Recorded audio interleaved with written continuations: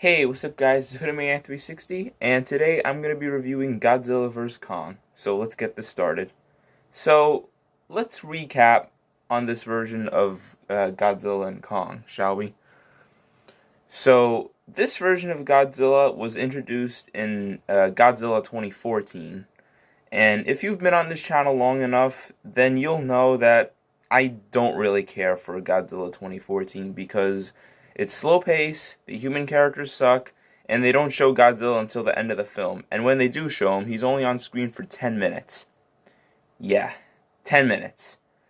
So now you guys know why I don't really like Godzilla 2014. But in 2019, they made a sequel called Godzilla King of the Monsters, and that movie was fucking amazing. It had everything I wanted in a Godzilla movie, which is pretty much everything that Godzilla 2014 lacks. And as for King Kong, he only had one film in the series, which was Kong Skull Island, and that film was actually pretty good. A lot of people don't like it, but I personally enjoyed it. It wasn't as good as King of the Monsters, but it was definitely better than Godzilla 2014. And now, Godzilla vs. Kong is the film we've been waiting for. And after about a month, I finally saw it. Yes, I finally saw it. I'm sorry I didn't review it or see it sooner. I've been busy with other stuff in my life. But the question is, was it good? No, it's not good. It's a fucking masterpiece! Godzilla vs. Kong is the best standalone film to come out in a long time. And yes, I called Avengers Endgame a masterpiece back when it first came out, but my review doesn't hold up, and my opinion on that film has changed big time.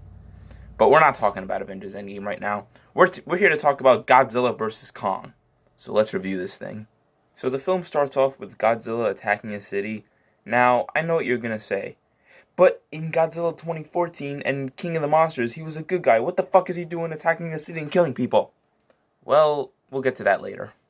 So because of this attack, the media is frightened because they thought Godzilla was on their side. So what the military does is they get this little girl who could somehow communicate with Kong to get him to fight Godzilla because apparently he's the only Titan strong enough to defeat Godzilla, and most of the other Titans have died or something like that. So they're bringing Kong to the United States, and Godzilla shows up. And him and Kong fight for a few minutes, and then Godzilla leaves. And after the fight, Kong is injured, so the military takes him to a throne-like place to heal up. And Kong gets an axe that's strong enough to defeat Godzilla. Also, the place they're at is apparently the center of the earth, and they're underground, and Godzilla is above ground, and he uses his atomic breath to dig down. And when Kong sees this, he climbs up after Godzilla, and another fight begins. Also, if you didn't realize, I'm not going over the whole film, just the important stuff. So, yeah.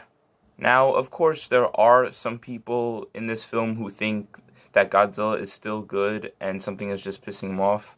Like the girl from Godzilla King of the Monsters. I don't remember her name, but I do remember her character because she was played by Millie Bobby Brown from Stranger Things.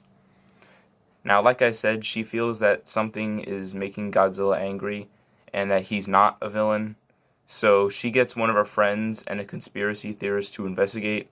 Turns out she was right, actually. Godzilla is not the villain.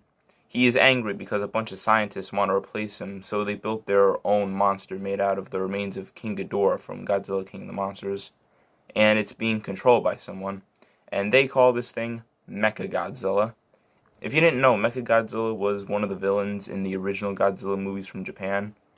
But, unfortunately, Mechagodzilla goes out of control, which, by the way, kills the guy controlling it. And since it's made out of the remains of King Ghidorah, his ghost is possessing it, and it wants to get revenge on Godzilla for killing him. So anyway, back to Godzilla and Kong. They're fighting, and Kong eventually uses the axe, and he actually knocks out Godzilla for a minute. But then Godzilla gets back up and beats the living shit out of Kong in a very brutal and realistic way, and he leaves him there to die. So Godzilla thinks he won, but then Mechagodzilla shows up and is now beating the shit out of Godzilla. When the military sees this, they realize that Godzilla is not the enemy. So they heal Kong in a way that's very similar to the way they brought back Godzilla in Godzilla King of the Monsters. And the little girl who can communicate with Kong tells him that Godzilla is, in fact, on their side, and Mechagodzilla is the villain. So Kong saves Godzilla, and him and Mechagodzilla are now fighting, and Godzilla is laying there like, what the fuck is going on?